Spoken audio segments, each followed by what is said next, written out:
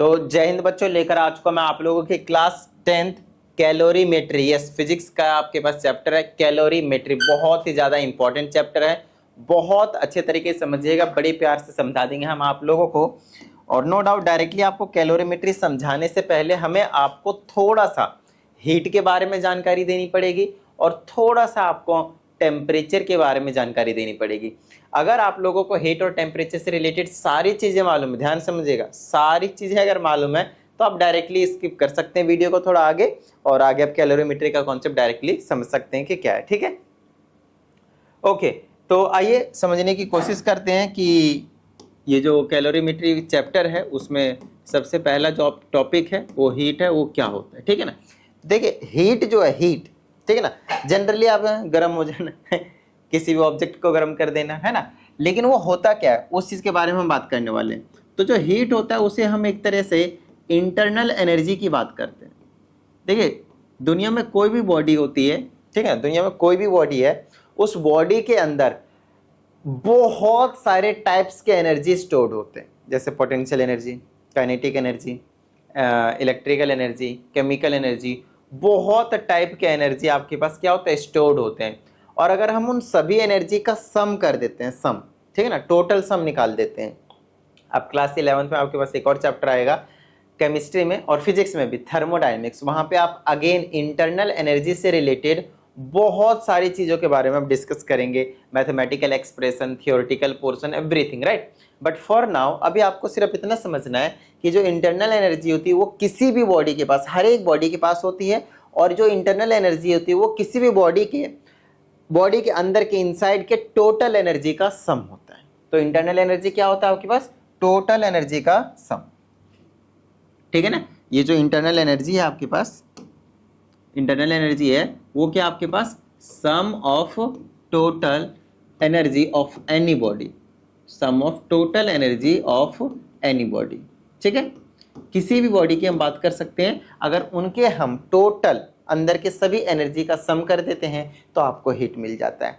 अब ये जो हीट है, हीट वो किस तरह से इफेक्ट होता है, तो ये तब इफेक्ट होता है जनरली जब आप टेम्परेचर में चेंज लाते हैं। तो अब हमें समझना पड़ेगा कि टेम्परेचर क्या है, राइट। टेम्परेचर क्या, आइए टेम्परेचर से रिलेटेड थोड़ी थोड़ी सी चीजें समझते हैं। आपको इसमें इतना ही समझना है, इसकी थोड़ी सी एसआई यूनिट जरूर समझनी है आपको। एसआई यूनिट जो होती है इसकी, वो होती है जूल, कैपिटल जे से आपके पास क्या है, इसको रिलेट किया जाता है, रिप्रेजेंट किया जाता है। और साथ ही एक और यूनिट होती है, अदर यूनिट, जिसे हम बोलते हैं कैलोरी, ठीक है ना। कैलोरी का आपने नाम भी सुना होगा, तो जनरली CAL से इसको हम डिनोट करते हैं, ठीक है ना, कैलोरी, ठीक है ना। ये जो कैलोरी है उसके बीच में रिलेशन होता है कि जो 1 कैलोरी होती है वो किसके इक्वल होती है, 4.186 जूल के इक्वल होती है। हम अप्रोक्सीमेटली इसको कितना ले लेते हैं, 4.2 जूल ले लेते हैं, ठीक है ना। वो आपकी मर्जी, कोई दिक्कत नहीं है, थोड़ा सा अप्रोक्सीमेशन करने के लिए हम 4.2 जूल क्या है आपके पास यूज कर लेते हैं।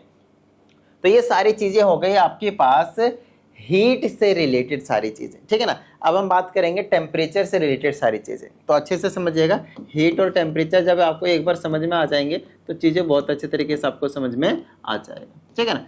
तो ये जो टेम्परेचर है, टेम्परेचर वो एक तरह से आपको बताता है एक न्यूमेरिक वैल्यू के टर्म्स में कि किसी भी बॉडी में क्या उसकी डिग्री है हॉटनेस की और क्या उसकी डिग्री है कोल्डनेस की। बॉडी मतलब ये नहीं कि ह्यूमन बॉडी की हॉटनेस की बात करो, अरे वो बहुत ज़्यादा हॉट है, ऐसे की वो हॉटनेस की बात नहीं हो रही है। यहाँ पे बात हो रही है एक तरह से एक बॉडी के अंदर कितना इंटरनल एनर्जी किस तरह से इफेक्ट होता है जब टेम्परेचर को हम चेंज करते हैं, ठीक है ना। अभी समझ में आ जाएगा। So first of all temperature को समझते हैं। टेम्परेचर करता क्या है, टेम्परेचर आपको एक न्यूमेरिक वैल्यू बताता है, एक तरह से डिग्री बताती है किसकी, कि कोई भी बॉडी कितनी गर्म है, कितनी उसकी हॉटनेस है, और वही बॉडी कितनी ठंडी है। ये चीज आपको बताती है क्या, temperature, degree of hotness and coldness, ये दोनों चीजें आपको बताती है। टेम्परेचर का ये बिल्कुल मतलब नहीं कि सिर्फ गर्म से या सिर्फ ठंडा से, सिर्फ गर्म से जनरली हमें हीट से मतलब होता है, क्योंकि वहाँ पे इंटरनल एनर्जी की बात करते हैं। वन मोर थिंग, अगर आपके पास एक बॉडी है, अगर उसके अंदर मान लेते हैं इंटरनल एनर्जी होती है वो U है, इंटरनल एनर्जी को जनरली हम U से रिप्रेजेंट करते हैं, कुछ भी है मान लेते हैं U1 है। अगर यहाँ से आप लोगों ने टेम्परेचर दिया इंक्रीमेंट कर रहे हैं, जितना इस बॉडी का टेम्परेचर था उससे हम ज़्यादा कर रहे हैं, तो ये गर्म हो जाएगी। गर्म होने का मतलब है इसके अंदर जो इंटरनल एनर्जी थी पहले के मुकाबले अब वो अलग हो गई, और वो अलग कितनी हो गई, बढ़ गई, पहले के मुकाबले ज़्यादा हो गई। तो इसका मतलब ये है कि अगर किसी बॉडी का टेम्परेचर हम बढ़ाते हैं तो उस बॉडी के अंदर जो इंटरनल एनर्जी होती है वो भी आपके पास क्या होती है, बढ़ जाती है, और जब इंटरनल एनर्जी बढ़ जाती है तो ओवरऑल हीट का जो अमाउंट है वो भी बढ़ जाएगा। आई ना बात समझ में? ठीक है, ओके। तो ये एक सिंपल सा कॉन्सेप्ट था टेम्परेचर को और हीट को समझने का। ओके, आगे की बात करते हैं हम। आगे की अगर हम बात करते हैं तो इसके भी यूनिट्स की बात कर लेते हैं। तो टेम्परेचर की जो एसआई यूनिट होती है, एसआई यूनिट वो होती है आपके पास केल्विन। क्या होती है आपके पास, केल्विन। कैपिटल के से आप जनरली से क्या करते हैं, रिप्रेजेंट करते हैं, ठीक है ना, केल्विन। दो और यूनिट्स होते हैं इसको मेजर करने के लिए, अदर यूनिट्स, जैसे कि मैंने आपको हीट के बारे में बताया, ठीक है ना। अदर यूनिट्स आप लोगों ने वर्क डन सुना होगा, एनर्जी सुना होगा, तो heat is a type of energy ही है आपके पास, ठीक है ना, तो इसीलिए उसका जूल है। वर्क डन का भी जूल है, और सिंपल जो कोई भी अलग टाइप की एनर्जी होती है उसकी भी ऐसा यूनिट क्या है, जूल है। तो अभी हम टेम्परेचर की बात करें, टेम्परेचर की जो ऐसा यूनिट होती है वो होती है आपके पास केल्विन, और जो कुछ अदर यूनिट्स होते हैं उसमें से फिलहाल जो हम बात कर रहे हैं, वैसे तो और भी कई होते हैं बट फिलहाल अभी मैं आपको एक तो केल्विन बता दिया, एक होता है आपके पास डिग्री सेल्सियस, डिग्री सेल्सियस पता ही आपको, है ना। उसके बाद एक और है आपके पास degree Fahrenheit, degree Fahrenheit, Fahrenheit, ठीक है। चलिए, इसको हम डिग्री सेल्सियस ऐसे रिप्रेजेंट करते हैं, इसको डिग्री फ़ारेनहाइट हम कुछ इस तरह से रिप्रेजेंट करते हैं, ठीक है। एक और होते हैं रूमियर, तो वो अभी आपको पढ़ने की जरूरत नहीं है, खैर, तो अभी हम इतना समझ लेते हैं, ठीक है ना।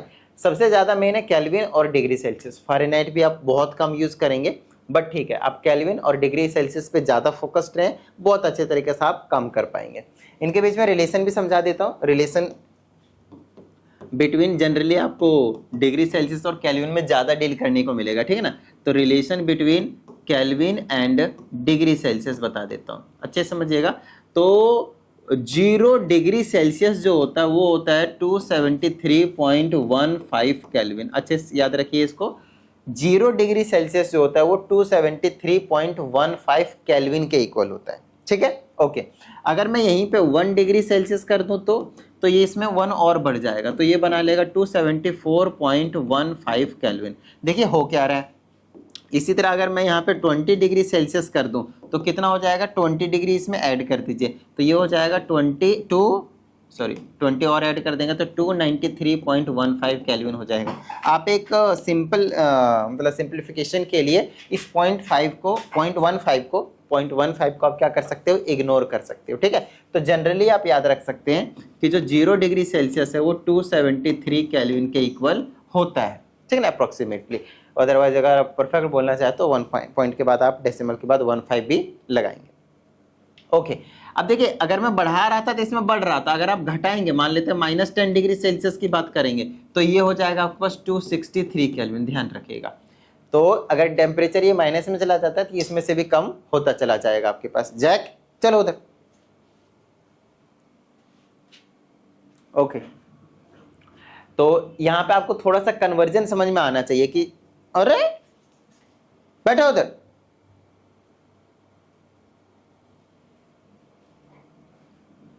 ओके। तो आपको यहाँ पे ये समझ में आना चाहिए कि भाई जो डिग्री सेल्सियस है और जो केल्विन उनके बीच में रिलेशन क्या है, और दूसरी चीज कन्वर्जन कैसे करेंगे। अगर हमने आपसे बोला कि मान लेते हैं कि 25 डिग्री सेल्सियस है, इसे आपको केल्विन में कन्वर्ट करना है, तो जब आप डिग्री सेल्सियस से केल्विन में जा रहे होते हैं तो 273 क्या करना है, आपको प्लस करना है, ऐड करना है, ध्यान समझिएगा, ऐड करना है, ठीक है।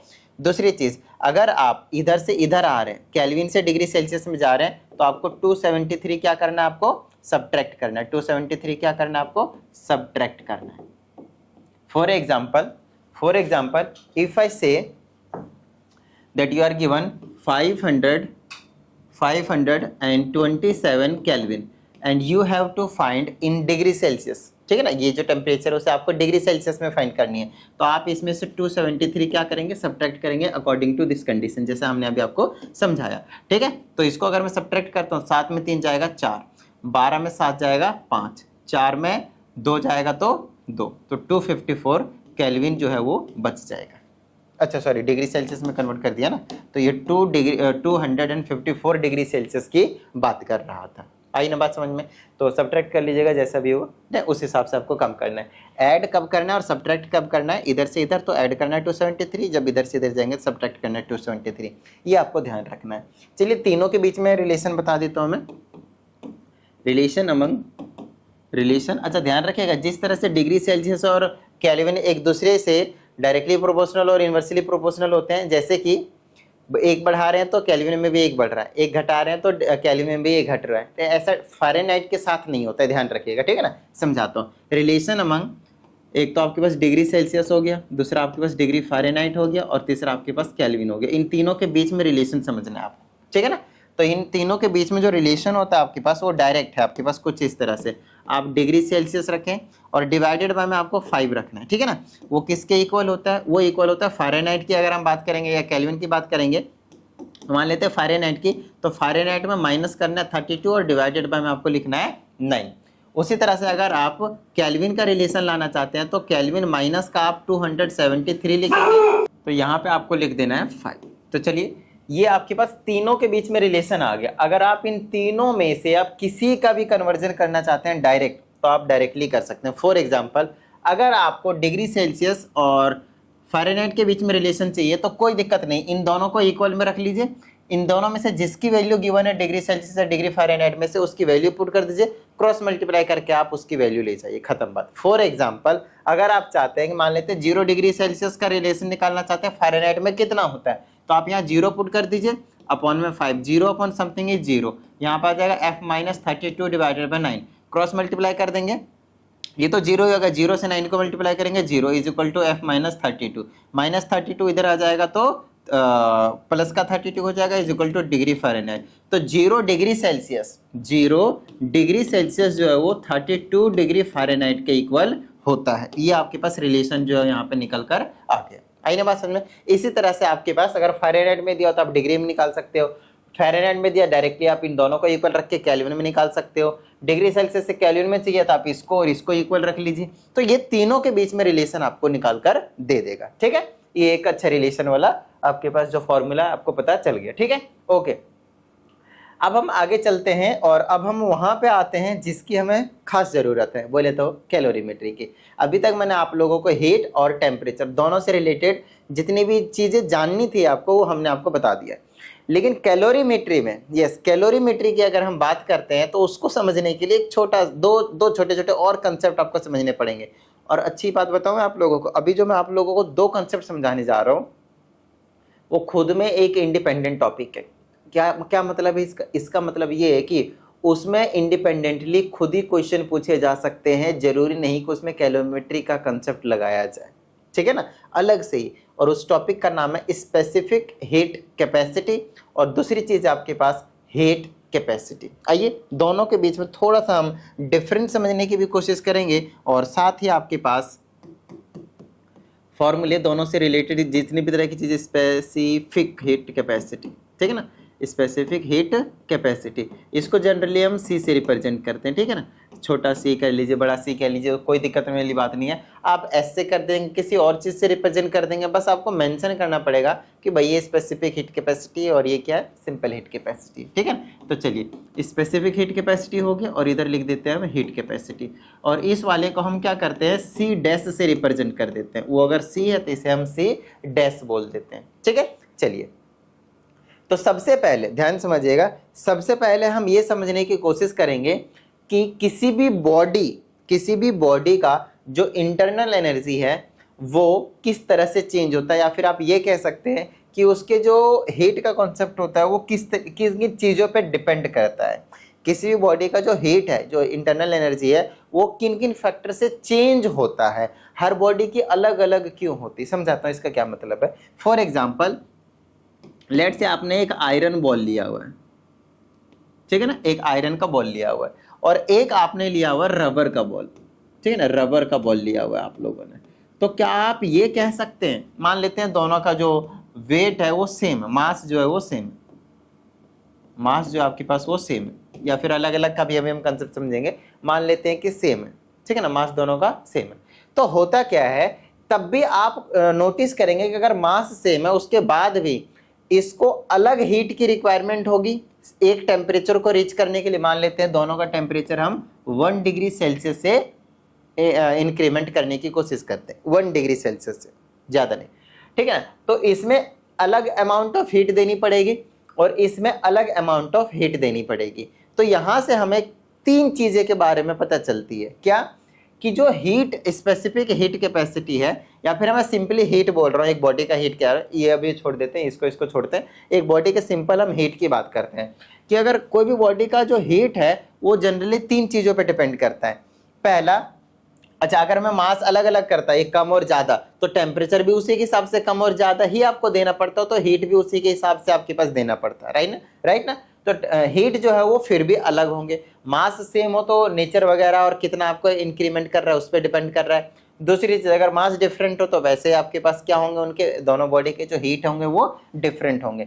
तो यहाँ से हम कंक्लूजन निकालते हैं कि जो Q है वो डिपेंड करता है कि कितना अमाउंट है आपके पास, कितना उस बॉडी का मास है आपके पास, उस पर डिपेंड करेगा कि भाई कितना आपको हीट जो है वो देना पड़ेगा 1 डिग्री सेल्सियस से टेम्परेचर को राइज करने के लिए। अब सिंपली कह लो 1 केल्विन, कोई दिक्कत वाली बात नहीं, ठीक है ना, क्योंकि जब आप 1 डिग्री सेल्सियस इंक्रीमेंट करेंगे तो 1 केल्विन भी इंक्रीमेंट होगा, एक ही बात है, ठीक है ना। चलिए, दूसरी चीज ये डिपेंड करता है कि आपने कितना टेम्परेचर में चेंज लाया, डेल्टा टी, छोटा टी यूज करें बड़ा टी यूज करें कोई दिक्कत नहीं है, बस आपको मेंशन करना पड़ेगा that Q is the heat of the body, M is the mass of the body, delta T is the change in temperature in the body, ठीक है ना। इस टाइप से डेल्टा मतलब चेंज इन टेम्परेचर, अभी समझ में आ जाएंगे, सारी चीजें बता देंगे, ठीक है।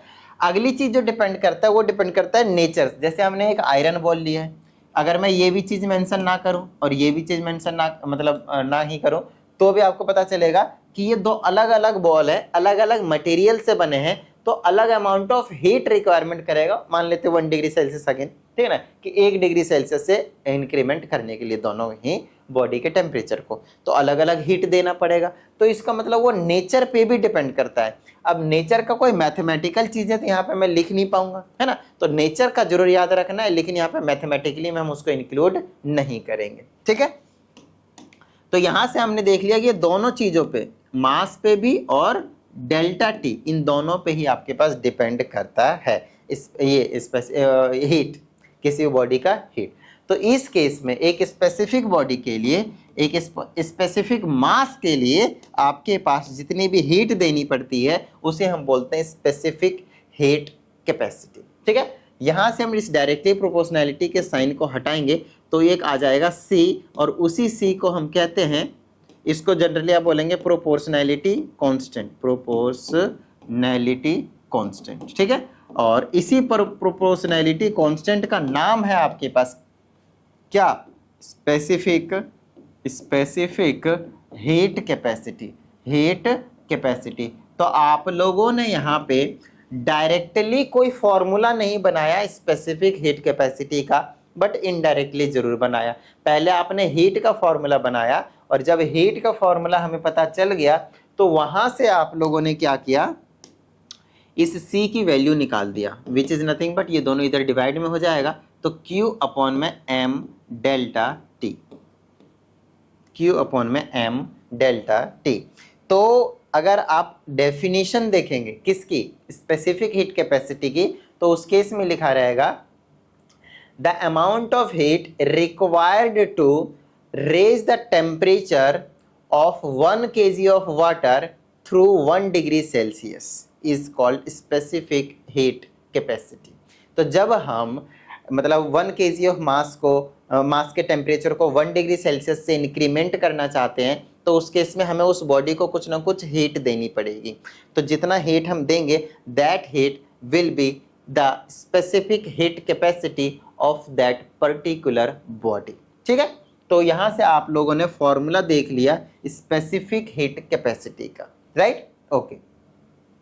अब बात करेंगे सिंपल हीट कैपेसिटी की। चलिए यूनिट्स की भी हम बात कर लेते, बहुत ज़्यादा इंपॉर्टेंट है भाई, ठीक है ना, बहुत ज़्यादा इंपॉर्टेंट है। तो ये हो गया मेरे पास C इज इक्वल टू, देखिए Q आपके पास हीट था और हीट एक फॉर्म ऑफ एनर्जी है और एनर्जी की ऐसा यूनिट होती है जूल, तो आप इसे रखेंगे जूल। नीचे ये M जो है वो मास ऑफ द बॉडी है, तो मास का ऐसा यूनिट होता है kg, तो आप लिखेंगे kg। और साथ में मल्टीप्लाई में डेल्टा टी आपके पास टेम्परेचर है, चाहे चेंज इन टेम्परेचर हो ऐसा यूनिट इट इज केल्विन, तो यहाँ पे लिखेंगे केल्विन। जब इन दोनों को ऊपर लेकर चला जाऊंगा तो निकल जाएगा joule per kg per kelvin. याद हुआ, joule per kg per kelvin. There that's the SI unit of specific heat capacity. Conceptual question बनते हैं, ध्यान से समझिएगा, अच्छे से समझिएगा, ठीक है। चलिए अब हम बात करेंगे सिंपल हीट कैपेसिटी की। इधर कहीं पे लिखा हुआ था ना, मैं सिंपल हीट कैपेसिटी की भी हम बात कर रहे हैं, ठीक है ना। तो इस केस में हम क्या करते हैं, अगेन सारी चीजें सेम रहती हैं, बस यहाँ पे हम मेंशन नहीं करते हैं कि स्पेसिफिक मास कितना है, मास ऑफ द बॉडी की हम बात नहीं करते। मतलब यहाँ पे डायरेक्टली कितना मास ले रहे हैं उसकी बात नहीं करेंगे, तो डायरेक्टली टेम्परेचर पे तो डिपेंड करेगा। आप चाहे मास कितना भी ले भाई, स्पेसिफिक है तो उसमें स्पेसिफिकली आप मास को भी क्या कहते हैं, इसको रिप्रेजेंट कर रहे हैं न्यूमेरिकल में, फॉर्मूले में आप बता रहे हैं कि स्पेसिफिकली हम इतने मास की बात कर रहे हैं और इतने डिग्री से हम टेम्परेचर इंक्रीमेंट करना चाहते हैं तो हमें कितना हीट देना पड़ेगा। तो उस केस में वो आपके पास स्पेसिफिक हीट कैपेसिटी हो गया। बट इस केस में हम मास को स्पेसिफाई नहीं कर रहे हैं, तो डायरेक्टली हम क्या करेंगे, डेल्टा टी पे, टेम्परेचर चेंज इन टेम्परेचर पे डिपेंड करवा देंगे। तो यहाँ से इस डायरेक्टली प्रोपोर्शनैलिटी साइन को हटाएंगे तो आपके पास सी नहीं, क्या लिख देंगे हम, सी डैश लिख देंगे, ठीक है ना। क्यों, क्योंकि स्पेसिफिक हीट कैपेसिटी के लिए हम सी यूज कर चुके हैं, राइट। तो अब जो हम सी डैश यूज करेंगे वो हीट कैपेसिटी को रिप्रेजेंट करेगा। यहाँ से जब हम सी डैश की वैल्यू निकालेंगे तो ये डिवाइड में हो जाएगा, तो क्यू बाय में delta T is your C dash, and C dash you know what is, it is here you will write proportionality constant, and also you will write it is heat capacity of the body, not specific heat capacity, it is heat capacity of the body, right। चलिए, तो ये आप लोगों ने यहाँ से इसकी बात कर ली। चलिए अब इसकी भी हम SI यूनिट की बात कर लेते हैं, राइट। तो इसकी अगर मैं SI यूनिट की बात करता हूँ तो क्या हो जाएगा, हीट के लिए क्या होता है आपके पास, जूल, और डिवाइडेड बाय में केल्विन है, तो ऊपर चला जाएगा तो पर केल्विन। तो ये चीज़ें आपको जरूर याद रखनी है, ठीक है ना। अलग अलग यूनिट्स में भी हम बात कर सकते हैं, बट SI यूनिट में हम मैक्सिमम टाइम बात करेंगे, ठीक है। चलिए, तो ये कहानी हो गई आप लोगों के लिए स्पेसिफिक हीट कैपेसिटी की और सिंपल हीट कैपेसिटी की, ठीक है। चलिए, कहीं ना कहीं रिलेशन वो पूछ सकते हैं specific heat capacity and heat capacity के बीच में, तो चलिए वो भी हम आपको समझा देते हैं। यहाँ पे मैं लिख देता हूँ relation between C and C dash. तो आपको पता होना चाहिए यहाँ पे मैं सी और सी डैश किसको कह रहा हूँ, सी कह रहा हूँ मैं स्पेसिफिक हीट कैपेसिटी को, और सी डैश कह रहा हूँ सिंपल हीट कैपेसिटी को, ठीक है। ओके, चलिए आप एक फॉर्मूला लिख लें, C is equal to Q by M delta T, ठीक है। अब आप इसको क्या करें, C को ऐसे ही रखें, इस M को आप ऐसे लिख लें 1 बाय एम, फिर मल्टीप्लाई करते हैं क्यू बाय में डेल्टा टी, ठीक है। अब आप देख सकते हैं जो क्यू बाय में डेल्टा टी है, यही तो फॉर्मूला मैंने आपको बताया था, किसका, क्यू बाय में डेल्टा टी, हीट कैपेसिटी का, सी डैश, है ना। चलिए, तो उसके जगह आप क्या कीजिए, सी डैश रख दीजिए, तो 1 बाय एम ऐसे ही रहेगा और ये हो जाएगा सी डैश। तो 1 by M times C dash होता है सी, ऐसे करके आप बता सकते हैं। नहीं तो इस एम को आप इधर भेज दें, तो ये हो जाएगा C dash is equal to M C. लो भाई, C dash is equal to M times C. याद हुआ, रिलेशन भी समझ में आ गया, और ये कहीं कोई पहाड़ से अलग से हमने लाया नहीं आप लोगों के लिए, वहीं से निकाल दिया फॉर्मूले से, राइट। चलिए, अगर यहाँ तक समझ में आई है बात, जो कि कहीं ना कहीं इसको समझाने में मैंने बढ़िया टाइम ले लिया आप लोगों का, कोई बात नहीं है। ये चीज़ें जो होती हैं ना बहुत ज़्यादा इंपॉर्टेंट होती हैं। ये चीज़ें अगर आपको एक बार समझ में आ जाते हैं, दिमाग में फिट हो जाते हैं, तो शायद ही आप कभी भूल पाते हैं इन चीज़ों को, राइट। चलिए, और साथ में अगर आप लोगों ने न्यूमेरिकल्स की प्रैक्टिस कर ली, जो कि जितने भी फॉर्मूले मैंने आपको बताए स्पेसिफिक हीट कैपेसिटी की, या फिर हीट कैपेसिटी की, या फिर कैलोरीमेट्री के जो प्रिंसिपल है उस पे, तो उन सभी फॉर्मूले पे न्यूमेरिकल प्रैक्टिस करने के बाद सोने पे सुहागा। बोले तो आपने थियोरेटिकल पढ़ी, साथ में न्यूमेरिकल्स भी कर लिए, फिर मतलब बहुत कम चांसेस होते हैं कि आप चीज़ों को जनरली आसानी से भूलें, ठीक है। अब हम बात करेंगे कैलोरीमेट्री की, ठीक है ना, कैलोरीमेट्री की। तो क्या है ये कैलोरीमेट्री, हम उनके बारे में थोड़ा सा डिस्कशन कर लेते हैं, ठीक है ना, नॉर्मली समझ में आ जाएगा। देखिए, कैलोरीमेट्री का हम यूज़ करते हैं जनरली किसी एक पर्टिकुलर बॉडी के टेम्परेचर को मेजर करने के लिए। अब बात आती है सर उसके लिए तो थर्मामीटर यूज़ होते हैं, बात तो सही है, हम यूज़ तो थर्मामीटर करते हैं, लेकिन एक्चुअल में हम यहाँ पे बात करेंगे not only directly I will say temperature, but मैं कहूँगा उस बॉडी के हीट को। क्या आप हीट को मेजर कर सकते हैं थर्मामीटर से? नहीं, आप टेम्परेचर को मेजर कर सकते हैं, राइट। तो अब हीट को मेजर कर सकते हैं, स्पेसिफिक हीट कैपेसिटी का फॉर्मूला लगाकर हीट मेजर कर लेंगे। उससे पहले हमें चाहिए होगा कितना चेंज हुआ टेम्परेचर में। उन सारी चीज़ों के बारे में भी हम बात यहाँ पे करेंगे, ठीक है। चलिए, तो अब हम कैलोरीमेट्री की अगर हम बात करते हैं तो सबसे पहले समझा देता हूँ कि ये हीट मेजर करने के लिए यूज़ करते हैं। प्रिंसिपल वगैरह, फॉर्मूले वगैरह सारी चीज़ बताई जाएगी। सबसे पहले इसका मैं बनाकर दिखा देता हूँ कि किस तरह की जो चीज़ें हैं वो रहती हैं, ठीक है ना। चलिए, जैसे कि मेरे पास इस टाइप का बना देता हूँ मैं, इस टाइप का, और यहाँ पे एक बॉक्स सार रख देता हूँ मैं इस टाइप का, इस तरह से, ठीक है ना। और यहाँ से मैंने स्टैंड ले लिया ट्रेडिंग करके, और यहाँ से अभी समझ में आ जाएगा कि स्टैंड का क्या काम है, ठीक है। ये है आपके पास कॉपर का, ये जो वाइट कलर का ये जो चीज़ है वो कॉपर का वेजल है, ठीक है ना। CU लिख देता हूँ, नहीं तो चलिए पूरा लिख देता हूँ। कॉपर वेजल है, कॉपर से बना हुआ एक कंटेनर है, बस इतना समझ लीजिए। अभी मैं आप लोगों को कंस्ट्रक्शन समझा रहा हूँ कि किस तरीके से कैलोरीमेट्री का कंस्ट्रक्शन किया जाएगा, ठीक है ना, क्या क्या होता है। उसके बाद इसमें एक बढ़िया सा यहाँ पे हम कोटिंग चढ़ा देंगे इस तरह से, इस तरह से। और यहाँ पे जो कोटिंग होती है उसके अंदर हम क्या रखते हैं, वुडन मटेरियल डाल देते हैं, ठीक है ना। जनरली हम क्या करते हैं, इसमें वुडन मटेरियल डाल देते हैं, नहीं तो कॉटन वगैरह जो है इसमें हम डाल देते हैं। क्यों? ये बताता है कि अंदर का जो हीट है वो बहुत जल्दी बाहर ना जाए, ताकि heat loss to the surrounding ना हो। अभी समझ में आ जाएगा, खैर, क्योंकि अभी प्रिंसिपल बताया ही नहीं है ना। तो बस अभी सिर्फ कंस्ट्रक्शन पे ध्यान दे दीजिए और कुछ, ठीक है। चलिए आगे की बात कर लेते हैं हम। बेटा आप थोड़ा सा और इधर चले जाओ, थोड़े से बड़े भी हो जाओ, ठीक है। चलिए, ऐसे रख सकते हैं वैसे तो, चलो कोई बात नहीं, ऐसे रहने देते हैं।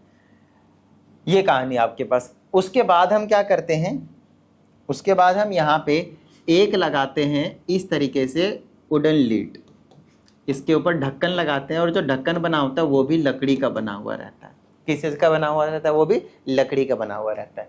और इस वुडन लीड में रहते हैं 2 होल्स, एक यहाँ पे मान लेते हैं और एक यहाँ पे मान लेते हैं, ठीक है। 2 होल रहते हैं। एक होल से हम डाल देते हैं यहाँ पे थर्मामीटर। क्या डाल देते हैं हम?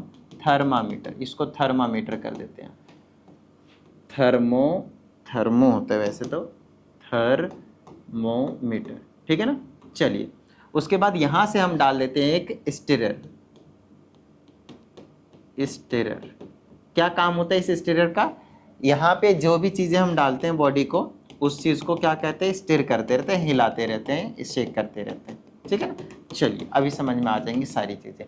तो ये तो आपको मैंने कंस्ट्रक्शन समझा दिया, किस चीज़ का? कैलोरीमेट्री का, ठीक है ना। चलिए, ये स्टैंड है जिसके थ्रू हमने यहाँ पे थर्मामीटर को प्लेस कर रखा है, ताकि जो चेंज आया है उस चीज़ को हम यहाँ पे बता सके। अभी समझ में आ जाएगा। अब इस कैलोरीमेट्री में होता क्या है, सारी चीज़ें बता दें। तो सबसे पहले आप इसका प्रिंसिपल समझे। एक चीज़ तो समझ गए कि यूज़ किस लिए करते हैं, हीट को मेजर करने के लिए किसी भी बॉडी का, ठीक है ना। अब बात आती है यहाँ पे कि इसका प्रिंसिपल क्या है, किस तरीके से ये काम करता है। तो आइए उसकी चीज़ की भी बात करते हैं। सबसे पहले प्रिंसिपल, फिर हम काम किस तरह करते हैं वर्किंग, वो चीज़ बताएंगे आपको। तो ये प्रिंसिपल काम करता है, heat lost by hot body which will be always equal to heat gained by cold body। बताइए, ये चीज समझ में आई? नहीं सर, अभी समझ में नहीं आया। कोई बात नहीं, आप इतनी सी बात समझ लीजिए कि इसकी प्रिंसिपल जो बेस्ड है वो है एनर्जी कंजर्वेशन पे बेस्ड, एनर्जी कंजर्वेशन पे बेस्ड, ठीक है। कि एनर्जी कंजर्व रहता है, कि अगर एक बॉडी में से जितनी हीट गई है, एक बॉडी ने जितनी हीट को रिलीज किया है, तो दूसरे बॉडी ने उतना ही हीट को एब्जॉर्ब किया है। But the condition is heat should not be loss in the surrounding में हीट का लॉस नहीं होना चाहिए। उस केस में एक बॉडी दूसरे बॉडी को हीट जो है वो ट्रांसफर करेगी। हमेशा हीट के ज़्यादा से कम की तरफ। एनर्जी का फ्लो क्या होता है? हाई टू लो, ठीक है।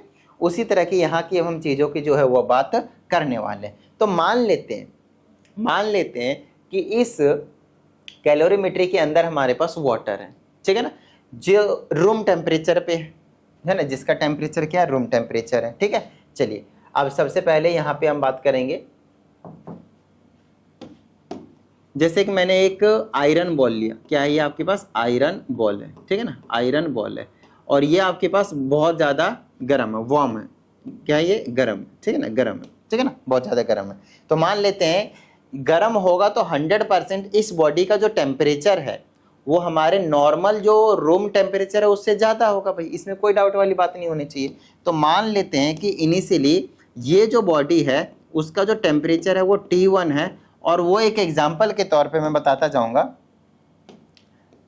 50 डिग्री सेल्सियस, चलो ज़्यादा ले लेते हैं, गर्म कर दिया ना इसको, मान लेते हैं 80 डिग्री सेल्सियस ले लिया हमने, 80 डिग्री सेल्सियस हो या 80 केल्विन हो, एक ही बात होगी, कोई भी टेंशन लेने की जरूरत नहीं है यहाँ पे, ठीक है। समझाऊंगा अभी कैसे, क्योंकि चेंज इन टेम्परेचर कुछ फर्क नहीं पड़ता। ओके, नेक्स्ट एक बॉडी है, आयरन बॉल है जो गर्म है और उसका टेम्परेचर 80 डिग्री सेल्सियस है। अगर इस कैलोरीमेट्री के अंदर वाटर फील्ड है, जो कि दूसरी बॉडी का एग्जांपल है, दिस इज योर बॉडी ए, ठीक है ना, इस वाले को हम क्या कह रहे हैं, बॉडी ए, और इसके अंदर जो वाटर है, वाटर पानी है, उसको हम क्या कह रहे हैं, बॉडी बी, ठीक है, बॉडी बी, दूसरी बॉडी कह रहे हैं। तो पहली बॉडी को अगर हम इस वाटर में डाल दें तो अच्छा, इस वाले बॉडी का टेम्परेचर कुछ ना कुछ होगा भाई, कितना होगा, इस बॉडी का जो वाटर है उसका टेम्परेचर हमने मान लिया T2, कितना होगा, ऑफ कोर्स रूम टेम्परेचर होगा, नॉर्मल जितना रूम पे टेम्परेचर है उतना। तो कितना होगा, मान लेते हैं अभी के लिए 20 डिग्री सेल्सियस में मान लेता हूँ, ठीक है ना, 20 डिग्री सेल्सियस, ठीक है, ज़्यादा मान लो, चलिए 20 ठीक है, नॉर्मल मान लेते हैं, 25 30 भी मान सकते हो, आपकी मर्जी है, बट मैं 20 मान कर चल रहा हूँ, ठीक है। ओके, अब हम क्या करने वाले हैं, ये T1 पता चल गया कि एक गर्म बॉडी है हमारे पास, उसका टेम्परेचर 80 डिग्री सेल्सियस है। अब हमारे पास एक T2 बॉडी है जो कि वाटर ले रहे हैं बॉडी के जगह पे, तो वो उसके जो टेम्परेचर हो 20 डिग्री सेल्सियस रूम टेम्परेचर मान लिया। अब क्या होगा, अगर मैं इस गर्म बॉडी को इस वाटर के अंदर डाल दूँ, तो होगा क्या, यहाँ पे आपको पता है कि ये जो बॉडी वो धीरे धीरे रूम टेम्परेचर पे आना चाहेगी, ठीक है ना। ओके, मतलब आप कह सकते हैं कि इसका टेम्परेचर लोअर डाउन होता चला जाएगा, मतलब ये हीट को क्या करेगा, लूज करेगा। तो heat lost by the hot body, इसी चीज़ की बात कर रहा था मैं। अब ये वाली जो बॉडी है वो इसके अंदर जितनी भी इंटरनल एनर्जी होगी वो धीरे धीरे कम होती चली जाएगी, तो इसका मतलब ये है कि जो हीट है वो क्या होगा, लॉस होता चला जाएगा, हीट का लॉस होता चला जाएगा। तो heat lost by the hot body हो गया।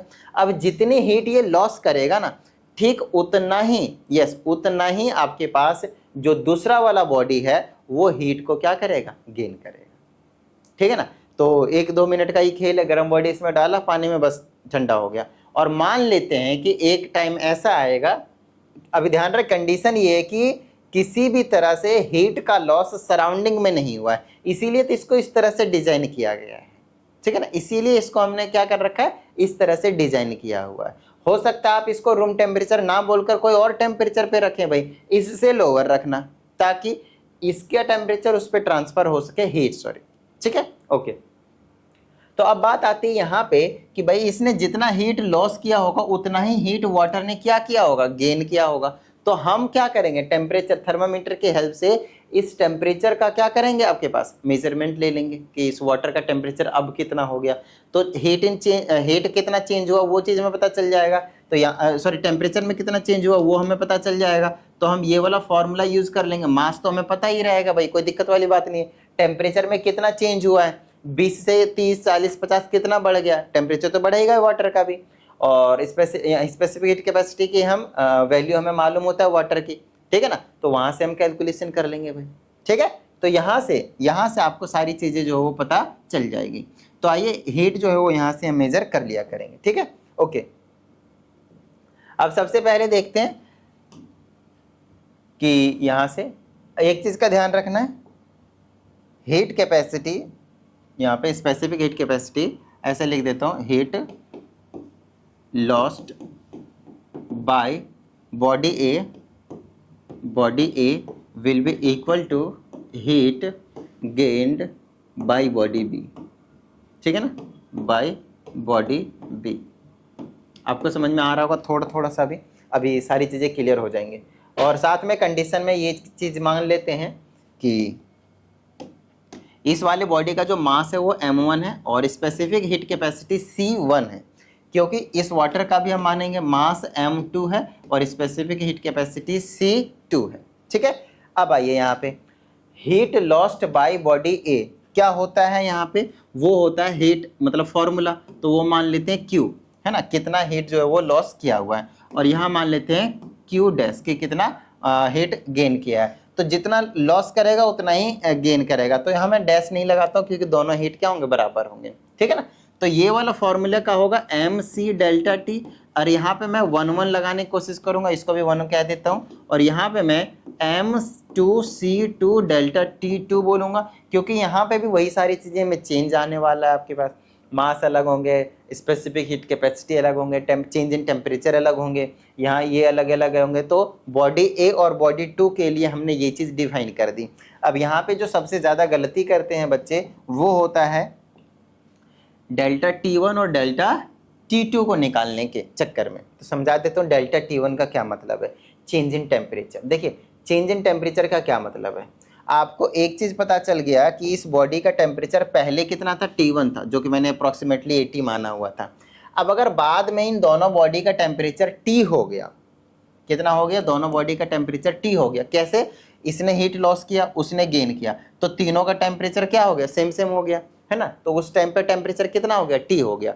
तो ओवरऑल अगर ये 80 पे था तो टेम्परेचर तो ये तो कम ही होगा इस वाले से, तो कितना हो गया आपके पास, T हो गया, टेम्परेचर T हो गया। तो मान लेते हैं थोड़ी देर के लिए कि वो 50 डिग्री सेल्सियस होगी, 50 डिग्री सेल्सियस हो गया। तो बताइए कि चेंज इन टेम्परेचर कितना आया, तो आप बोलेंगे 80 - 50 दैट इज योर 30। तो चेंज इन टेम्परेचर ऐसे ही निकालेंगे वहां पे भी। तो पहले बॉडी के लिए हो जाएगा T1 - T, ध्यान समझिएगा, T1 - T, not T - T1। ठीक है, ओके। तो आप क्या करेंगे, यहां पे रख देंगे, आइए इस वाली जगह पे डेल्टा T1 के जगह पे हम रख देंगे M1 C1, और इसके जगह पे हम रख देंगे ब्रैकेट में T1 में से माइनस कर देंगे T। ये जो T का है वो आपको समझना है कि जिस टाइम पे तीनों बॉडी का टेम्परेचर सेम हो जाएगा, ठीक है, इक्विलिब्रियम में आ जाएंगे, is equal to M2 C2 ऐसे रखेंगे। अब इस डेल्टा T2 की कैलकुलेशन करते हैं, मतलब सेकंड बॉडी के पास जाना पड़ेगा। तो यहाँ पे भी आप एग्जांपल लेकर समझे, अच्छे तरीके से समझ में आएगा। जैसे कि आपने देखा इस बॉडी का टेम्परेचर कितना है, 20 डिग्री सेल्सियस। अब इस बॉडी ने, गर्म वाली बॉडी ने इसको अगर हीट सप्लाई किया है, तो आप कह ही सकते हो भैया इसका टेम्परेचर अब 20 तो नहीं रहने वाला, 20 से ज़्यादा हो जाएगा। तो आप कह सकते हैं कि जो तीनों बॉडी का टेम्परेचर सेम हुआ था वो देखिए कितना हो गया, 50, तो हुआ ना ज़्यादा। तो ओवरऑल उस टाइम पे 50 हो गया, तो कितने का चेंज आया, फिर से यहाँ पे 30 का चेंज आया। अब की बार दिस माइनस दिस करना है, दिस माइनस दिस नहीं, दिमाग से खेलो, ठीक है ना। तो यहाँ से इसको चेंज की बात कर रहे हैं, तब की बार T में से माइनस करेंगे T2। तो बॉडी 1 के लिए क्या हुआ, T1 - T, ठीक है, और बॉडी 2 के लिए क्या हो जाएगा आपके पास, T में से माइनस करेंगे आप T2। बताइए किसी भी तरह की कोई दिक्कत नहीं, बिल्कुल आसान नॉर्मल सी चीज़ है, ठीक है। चलिए, तो ये जो फॉर्मूला आपको मैंने निकाल कर दिया है, यही फॉर्मूला है आपके पास प्रिंसिपल ऑफ कैलोरीमेट्री, और यही फॉर्मूला है जिसके ऊपर आपको न्यूमेरिकल जो है वो एक न्यूमेरिकल 3 मार्क्स का जरूर देखने को मिलेगा। टेंशन मत लीजिए, अभी मैं आपको एक और कॉन्सेप्ट क्लियर करवा रहा हूँ, इसी से related, specific heat capacity related, जिसमें कॉन्सेप्चुअल क्वेश्चन पूछे जाते हैं इन शॉर्ट क्वेश्चन, और साथ ही आपके पास या फिर ऐसे पार्ट्स बनाकर दे देंगे, लाइक 3 मार्क्स का क्वेश्चन है, 2 पार्ट बना दिए, 3 पार्ट बना दिए, उस टाइप से आपको क्वेश्चन पूछ लिया जाएगा। अब हम आगे की बात करेंगे न्यूमेरिकल की। तो न्यूमेरिकल हम इस वीडियो में खैर डिस्कस नहीं करेंगे, वीडियो काफ़ी ज़्यादा लंबी हो जाएगी। अगली वीडियो में एक पर्टिकुलर वीडियो बनाएंगे आपके लिए जिसमें न्यूमेरिकल डिस्कस करेंगे, ठीक है। तो चलिए अब कुछ कॉन्सेप्चुअल क्वेश्चंस को मतलब आंसर करने के लिए कुछ और कंसेप्ट आपको बहुत अच्छे तरीके से क्लियर करवा देता हूँ। आई होप ये जो कैलोरीमेट्री का कंसेप्ट है वो आपको बहुत अच्छे तरीके से समझ में आ गया होगा। एक बार हम आपको अगली वीडियो में इससे रिलेटेड जितने भी न्यूमेरिकल्स हैं उसके रिलेटेड तो मैं आपको वो चीज़ करा दूंगा। और अगर अभी तक आप लोगों को कुछ भी डाउट आया तो उसके लिए आप क्या करेंगे, 7428525669 इस पे क्या करेंगे, आप व्हाट्सअप कर देंगे अपने डाउट को, आपको एक प्रॉपर वीडियो सॉल्यूशन जो है वो मिल जाएगा। और अगर उसके बाद भी अगर आप लोगों को कोई प्रॉब्लम होती है तो उसके लिए फिर मैं आप लोगों को रिकमेंड करूंगा पर्सनल ऑनलाइन क्लासेस, जहाँ पे मैं आप लोगों के साथ बैठूंगा पूरे 1 घंटे, एंड उस 1 घंटे के इंटरवल में आप लोगों के जो भी डाउट्स होंगे उसे मैं क्लियर करवाने की कोशिश करूंगा। साथ ही अगर किसी क्वेश्चंस में या फिर किसी कंसेप्ट्स में प्रॉब्लम हो गए तो उसे भी क्लियर करवा दूंगा, फिजिक्स केमिस्ट्री मैथ्स का। ठीक है, चलिए आगे की हम बात करते हैं। और आगे की बात करने के लिए अब हमें समझना है कुछ स्पेसिफिक हीट कैपेसिटी से रिलेटेड। एक चीज़ आपको बता देता हूँ, आपको याद रखना है 4180, या फिर आप इसे अप्रोक्सीमेटली बोल सकते हैं 4200। ये क्या है सर?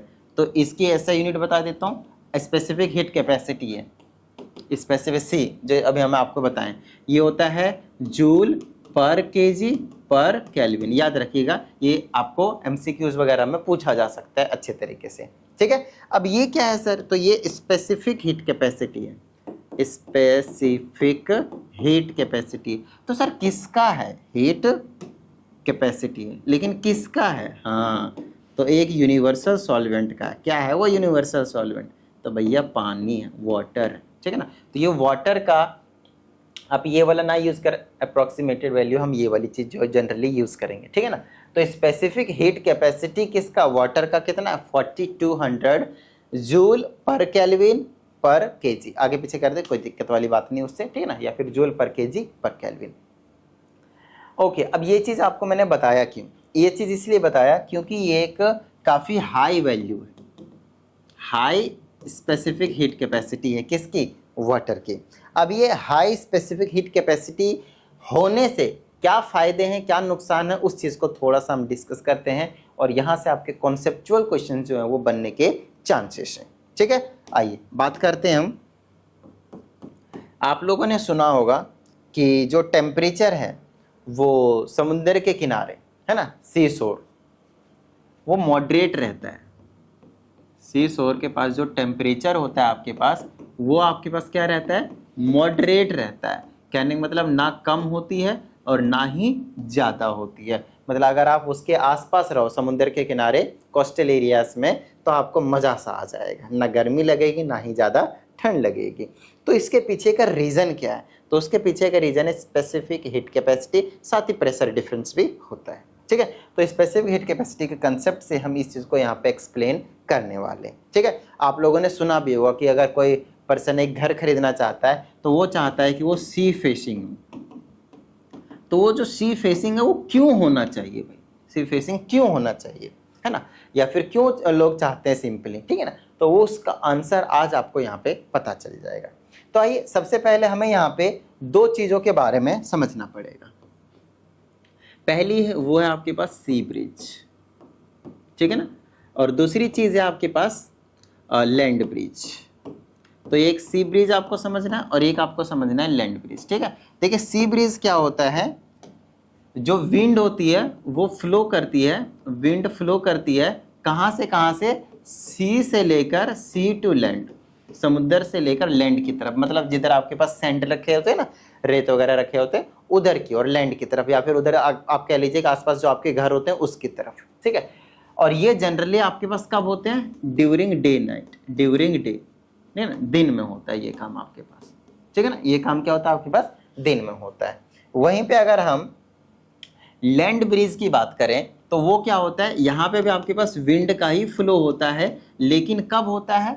लैंड कैसे होता है? लैंड टू सी, मतलब जो लैंड है आपके घर के आसपास का जो एरिया है, जो सैंड रखे हुए हैं, रेत वगैरह जो आसपास होते हैं, उधर से समुद्र की तरफ भागता है। और ये कब होता है? ये होता है आपके पास रात में, ड्यूरिंग नाइट। तो ये क्या फिनोमेना है, क्या प्रोसेस है, सारी चीज़ें आपको यहाँ पे समझ में आ जाएंगे। अभी तक मैंने आप लोगों को सिर्फ दो चीज़ें क्लियर करवाई है, वो उसमें से एक चीज़ है आपके पास सी ब्रिज और एक आपके पास लैंड ब्रिज। ठीक है, याद रहेगा? ओके, अब आइए आगे की बात करते हैं इसी चीज़ में हम। देखिए होता क्या है, अब यहाँ पे एक चीज़ समझनी है। यहाँ पे आपको बोलना है कि specific heat capacity, specific heat capacity, capacity of water is approximately 5 times as that of sand, मतलब जो आसपास रेत रखे होते हैं, जो बालू होते हैं, सैंड होते हैं, उसके लगभग 5 गुना होता है specific heat capacity of water. इसका मतलब अगर मैं वाटर की स्पेसिफिक हीट कैपेसिटी की बात कर रहा हूँ तो लगभग 4200 था आपके पास joule per kg per kelvin. वहीं पे अगर आप सैंड के बारे में बात करेंगे तो लगभग सी की जो वैल्यू है आपके पास 800 के आसपास है। 8 × 40 होता है, तो ये ऑलमोस्ट 5 टाइम्स हो गया, ऑलमोस्ट अप्रोक्सीमेटली होते हैं वैल्यू, ठीक है। तो ये लगभग 5 गुना, तो ये लगभग सिर्फ 800 के आसपास इसकी वैल्यू लाई करती है। तो सर इनकी वैल्यूज आप हमें बता क्यों रहे, है ना। आइए समझाता हूँ। एक चीज आपको समझनी है कि भाई जिसकी हीट कैपेसिटी ज्यादा है, ध्यान समझिएगा, बहुत इंपॉर्टेंट लाइन बताने जा रहा हूँ, जिसकी हीट कैपेसिटी ज्यादा होती है उसको गर्म होने में, उसकी इंटरनल एनर्जी को ज़्यादा करने में हमें ज़्यादा टेम्परेचर देना पड़ता है एक तरीके से, ठीक है ना। ज़्यादा देर तक भी टाइम लगता है, टाइम कंजम्पशन ज़्यादा है। अगर आप किसी बॉडी का टेम्परेचर 10 डिग्री सेल्सियस से इंक्रीमेंट करना चाहते हैं तुरंत हो जाएगा, लेकिन अगर आप किसी बॉडी को 100 डिग्री सेल्सियस से इंक्रीमेंट करना चाहते हैं तो और भी बहुत ज़्यादा टाइम लगेगा भाई। आ रही है ना बात समझ में। तो वही चीज़ है यहाँ पे। तो जिसकी स्पेसिफिक हीट कैपेसिटी ज़्यादा होती है ना, ज़्यादा होती है, उसको गर्म होने में, उसके टेम्परेचर को इंक्रीमेंट करने में भी टाइम ज़्यादा लगता है। बस इतनी सी बात समझ लीजिए। और कन्वर्सली तो आप कह ही सकते हैं भाई कि अगर किसी बॉडी का स्पेसिफिक हीट कैपेसिटी कम है तो उस बॉडी को मतलब गर्म करने में कहीं ना कहीं जल्दी हो जाएगा और तुरंत हो जाएगा।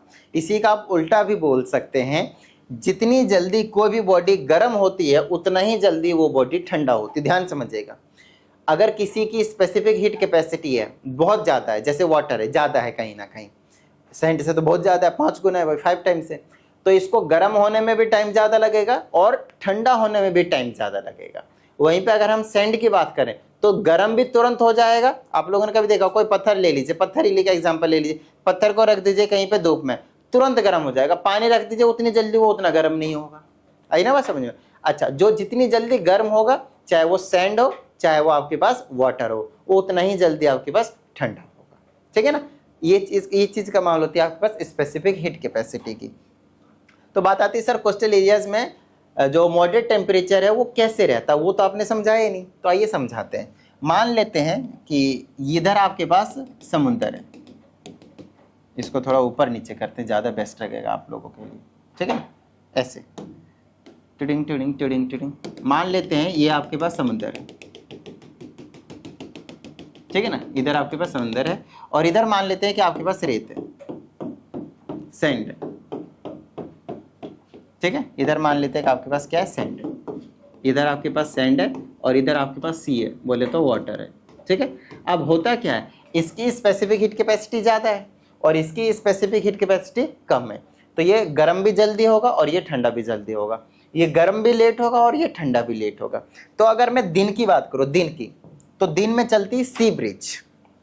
अगर मैं डे की बात करता हूँ तो दिन में होता है सी ब्रिज, और सी ब्रिज जो है आपके पास वो फ्लो कर रहा होता है इधर से इधर, मतलब सी से लेकर सैंड की तरफ, इधर से इधर, सी ब्रिज की बात कर रहे हैं, डे की बात कर रहे हैं, दिन की। अब बात आती है ऐसा होता क्यों, आइए समझाता हूँ। सबसे पहले देखिए स्पेसिफिक हीट कैपेसिटी का थोड़ा सा कॉन्सेप्ट है कि भाई यहाँ पे ज़्यादा है तो ये गर्म होने में ज़्यादा टाइम ले रहा है, यहाँ पे कम है स्पेसिफिक हीट कैपेसिटी तो गर्म जल्दी हो गया। अगर गर्म जल्दी हो गया तो यहाँ पे टेम्परेचर ज़्यादा है। अब यहाँ पे अगर टेम्परेचर ज़्यादा है तो यहाँ के जितने भी हीट होंगे, जो गर्मी होगी, जिसकी वजह से एयर जो है, एयर और भी ज़्यादा लाइट वेट हो जाते हैं, है ना, लाइट वेट। तो लाइट वेट वाले जो गर्म एयर है वो ऊपर उठते हैं, ऊपर जा रहे हैं, ऊपर जा रहे हैं, ऊपर जा रहे हैं, ठीक है ना। अच्छा, यहाँ पे आपके पास जो टेम्परेचर है, एक चीज़ का ध्यान रखिएगा, होता क्या है, एयर का फ्लो क्या होता है, एयर का फ्लो किधर से किधर होता है वो चीज़, एयर का फ्लो हमेशा होता है high pressure to low pressure. ध्यान रखिएगा, high pressure to low pressure,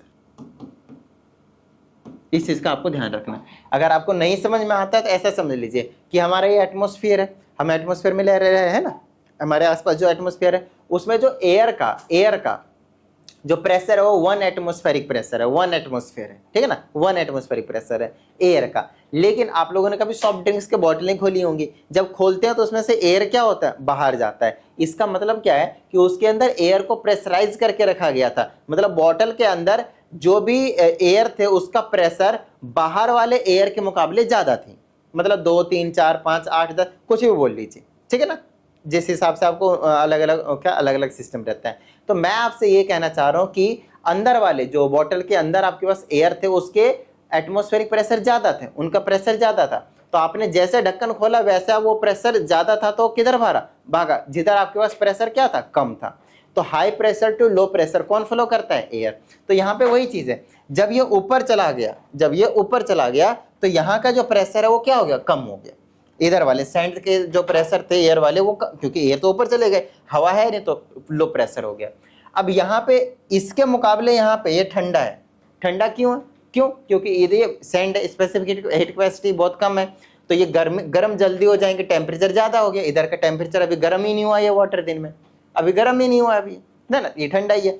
तो यहाँ पे हाई प्रेशर है, हाई प्रेशर क्योंकि यहाँ से तो एयर ऊपर गया नहीं है ना, यहाँ पे हाई प्रेशर क्योंकि ये वाला इधर आ रहा है आपके पास, तो हाई प्रेशर है। हाई प्रेशर है तो वो जो एयर है वो इधर आने की कोशिश करता है, उसी चीज को हम कहते हैं सी ब्रीज। तो दिन के टाइम पे सी ब्रीज बहता है किधर से किधर, सी से लेकर सैंड की तरफ। यही चीज रात को उल्टी हो जाती है। अब रात को हो क्या रहा होता है, सूरज दादा तो चले गए भैया, वैसे वो नहीं चले गए, हम घूम गए, है ना। तो उस हिसाब से सूरज दादा अगर चले गए, सन अगर सनसेट हो चुका है एक तरीके से, तो आप क्या बोलेंगे कि अब तो हीट इनको मिल नहीं रही, ना इसको मिल रही ना इनको मिल रही है, तो अब ये दोनों ठंडा होना शुरू करेंगे, अपने हीट जो भी हीट थे वो से लूज करना शुरू करेंगे। अब क्या होगा, जो जितनी जल्दी गर्म होता है हीट वो उतनी जल्दी लूज करता है। तो अब ये क्या करेगा, हीट, अब ये क्या करेगा, हीट लूज करेगा आपके पास, ठीक है ना। अब ये हीट को क्या करेगा, लूज करेगा। और यहाँ पे आपके पास क्या हो रहा है, ये अब यहाँ पे देखिए, अब ये बहुत जल्दी ठंडा हो गया, ये क्या हो गया, बहुत जल्दी ठंडा हो गया। और ठंडा हो गया तो यहाँ पे प्रेशर ज्यादा बन गया ना, क्योंकि अब इधर यहाँ से एयर नहीं जा रहे, अब एयर ऊपर यहाँ से ऊपर उड़ रहे हैं। क्यों, क्योंकि यहाँ का टेम्परेचर अब ज्यादा है, क्योंकि इसको ठंडा होने में अब और भी ज्यादा वक्त लगेगा, क्योंकि स्पेसिफिक हीट कैपेसिटी इसकी ज्यादा थी, क्योंकि इसको गर्म होने में ज्यादा टाइम लगेगा तो ठंडा होने में भी ज्यादा टाइम लगेगा। तो जब तक ये ठंडा हो रहा था तब तक एयर ऊपर उड़ रहा होता है भाई, है ना। एयर उड़ रहा है तो यहाँ का प्रेशर कम हो गया, यहाँ पे ठंडा है तो एयर प्रेशर ज्यादा है, तो आपकी बार एयर इधर से उधर जाएगा समुद्र की तरफ, सी शोर की तरफ, ठीक है। ये क्या कर रहा है नालायक, ओके। तो आगे बात समझ में कि सी ब्रीज क्या है और आपके पास लैंड ब्रीज क्या है और किस तरीके से एक दूसरे के काम आते हैं, और यहाँ पे स्पेसिफिक हीट कैपेसिटी का क्या कॉन्सेप्ट था, बहुत अच्छे तरीके से समझिएगा, ठीक है। चलिए आगे की हम बात कर लेते हैं। आगे इसी तरह से आप लोगों को बहुत सारे जगह पे इनका कॉन्सेप्ट जो है वो यूज होते हुए आप लोगों को दिख जाएगा। जैसे कि फर्मेंटेशन, नाम आप लोगों ने सुना होगा, नहीं सुना होगा तो मैं आप लोगों को समझा देता हूँ। देखिए आप लोगों ने ठंड के दिनों में जो वाटर क्या कहते हैं उसको, वाटर बॉटल ही कह लो एक तरीके से, जो हम यूज़ करते हैं, जो पैकेट होता है वाटर का, जो पैकेट होता है, हालांकि उसके अंदर और भी कई चीज़ें मिलाई जाती हैं, उसके अंदर वाटर होता है, क्योंकि वाटर की स्पेसिफिक हीट कैपेसिटी क्या है, ज़्यादा है, ठीक है ना। तो जो पैकेट होता है आपके पास उसे हम कहीं पे रखते हैं जहाँ पे पेन वगैरह हो रहा था, ताकि हमें रिलैक्स मिल सके। तो क्या होता है उससे जब हम एक बार गर्म कर देते हैं, इलेक्ट्रिसिटी का यूज़ करके जनरली हम करते हैं, गर्म कर देते हैं, तो उसे ठंडा होने में काफ़ी ज़्यादा टाइम लगता है, काफ़ी ज़्यादा टाइम लगता है। तो बहुत देर तक आपको क्या मिलता है, हीट एनर्जी मिल रही होती है, तो वहाँ पे यूज़ हो गया। इसको एक कूलेंट की तरह भी हम यूज़ करते हैं, क्योंकि एक बार ठंडा हो गया तो इसको गर्म होने में काफ़ी ज़्यादा क्या लगेगा, टाइम लगेगा आपके पास, है ना, क्योंकि गर्म होने में काफ़ी ज़्यादा टाइम लगेगा भाई, सिंपल सी बात है, क्योंकि हीट कैपेसिटी क्या है आपके पास ज़्यादा है, वहाँ पे भी यूज़ करते हैं। इसका यूज़ करते हैं हम कहाँ पे, फार्मर्स यूज़ करते हैं अपने क्रॉप्स को बचाने के लिए, फसल को बचाने के लिए। कैसे, जैसे कि मान लेते हैं कि गेहूँ की खेती कर रहे हैं, वीट, है ना, तो वीट जो है आपके पास हमने वो दिए हैं, शाम के टाइम पे जनरली फार्मर्स क्या करते हैं, उसमें पानी डालते हैं। क्यों, क्योंकि पानी डालने से क्या होते हैं, मान लो कि टेम्परेचर वो 0 डिग्री या उससे नीचे जाने को है, मान लो ठंडे वाली जगह की मैं बात कर रहा हूँ, टेम्परेचर 0 डिग्री के आसपास आने वाला है, तो क्या होगा, जो पानी आपके पास फसल के अंदर गए, क्रॉप्स के अंदर गए, तो वो धीरे धीरे क्या हो जाएंगे, आपके पास जमना शुरू हो जाएंगे, फ्रीजिंग प्रोसेस शुरू हो जाएगा। जब फ्रीज होते हैं तो आपको ध्यान रखना है वो वॉल्यूम में एक्सपेंड हो जाते हैं, पहले मुकाबले में उसका जो वॉल्यूम है वो बढ़ जाता है, तो उस हिसाब से तो फसल ही आपके पास टूट फूट जाएंगे भाई, डिस्ट्रॉय हो जाएंगे।